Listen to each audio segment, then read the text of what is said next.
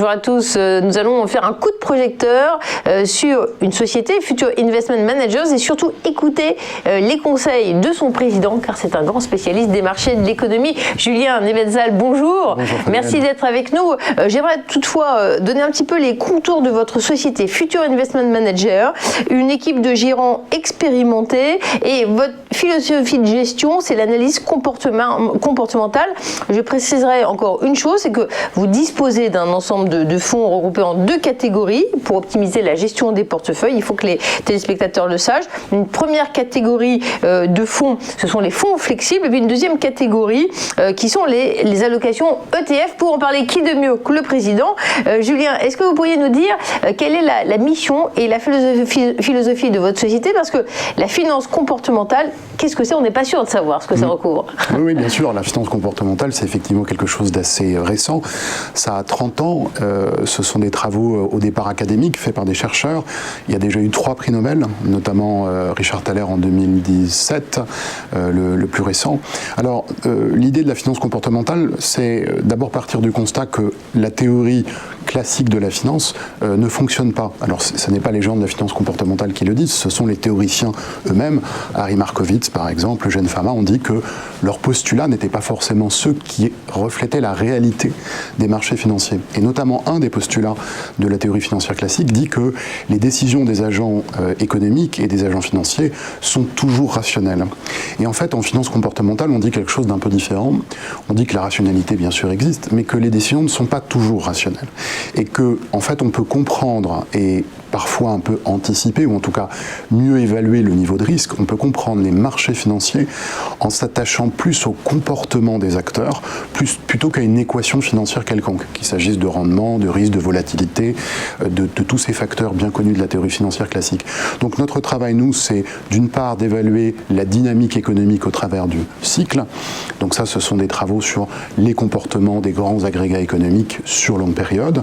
Ce sont des recherches d'ailleurs qui ont commencé dès le 19e siècle, hein. C'est pas si récent que ça, mais qu'on actualise maintenant et sur lesquels on travaille avec beaucoup plus de précision.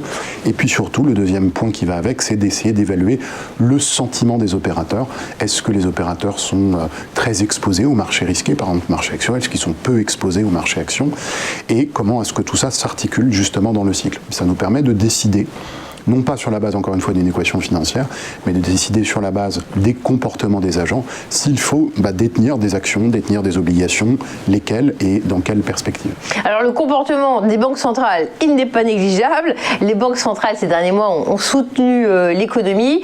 Ça reste, au vu des derniers commentaires, et notamment de la Fed, un driver important, un socle, pour que cette économie parvienne enfin à rebondir. Alors, je dirais que l'implication des banques centrales dans l'économie, c'est une histoire très longue, hein, ça a plus d'un siècle. Ça s'est un petit peu modifié dès 1987 quand Alan Greenspan est venu au secours des marchés financiers pendant la crise. Et puis, petit à petit, se sont donc intégrés au marché financier et à l'économie pour, en 2008-2009, avoir une action, cette fois-ci vraiment massive, qu'on connaît très bien. La période actuelle, c'est une période où tout ce schéma se développe encore plus loin. Mais cette fois-ci, avec une donne qui a changé. Ça n'est plus la stabilité des prix, la fameuse stabilité des prix chère à l'ensemble des banques centrales qui est l'objectif, c'est de faire ressurgir l'inflation. Ça fait 2-3 ans que les banques centrales disent qu'elles n'ont plus comme objectif de limiter l'inflation à 2%, ce qui veut aussi dire que l'inflation devrait aller à 2%.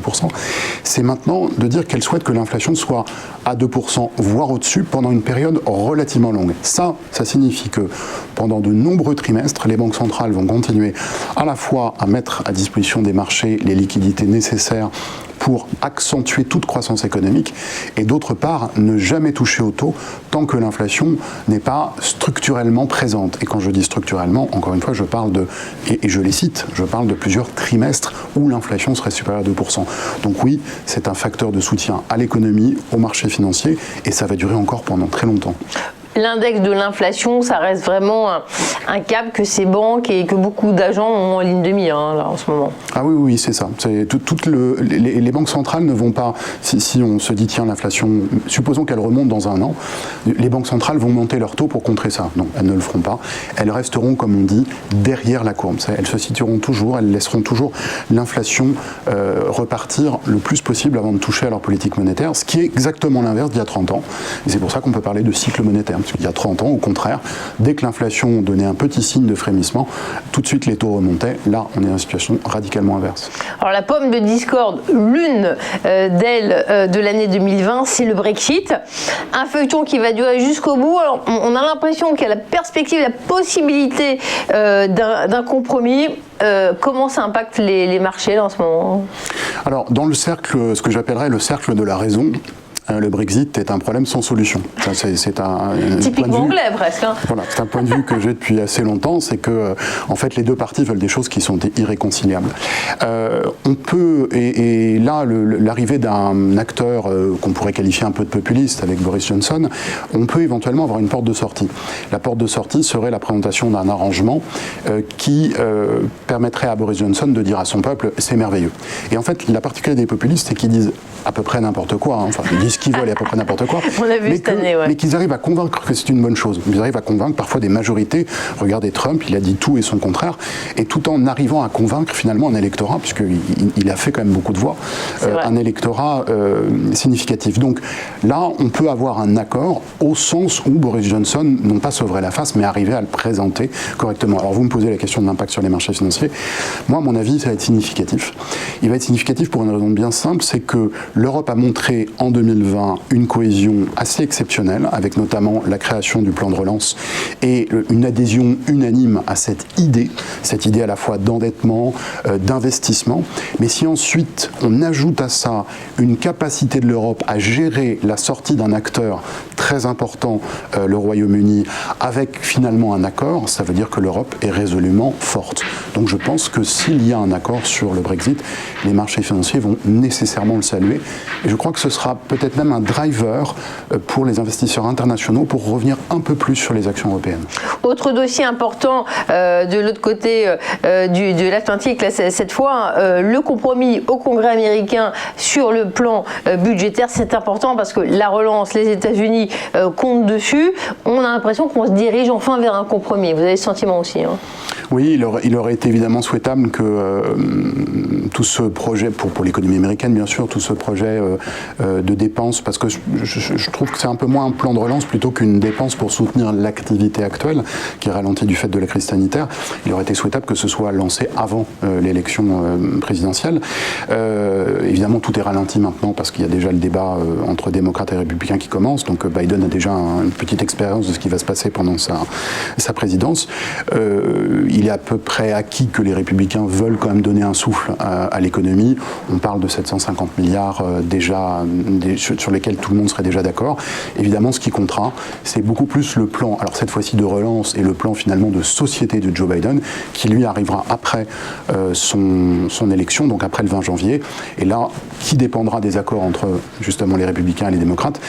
Et c'est pour ça que l'élection de aujourd'hui sera très importante et qui là pourrait être plus significatif. Mais en gros, on devrait avoir quelque chose, c'est souhaitable. Je pense que les marchés financiers, cette fois-ci, ont déjà plutôt intégré la réalisation de ça. Je ne pense pas qu'on va... on saluera peut-être l'annonce, mais on ne devrait pas aller bien plus haut que ça. Alors dans ce contexte, quels sont vos conseils pour l'allocation d'actifs pour 2021 ? Eh bien, la stabilité s'impose, c'est-à-dire que nous avons le même point de vue sur 2021 que sur 2020 et 2019. C'est-à-dire de détenir le moins d'obligations possible, parce qu'on ne voit aucun intérêt à détenir des obligations dans ce contexte. C'est une décision donc, qui a déjà 2 ans chez nous et qui continuera.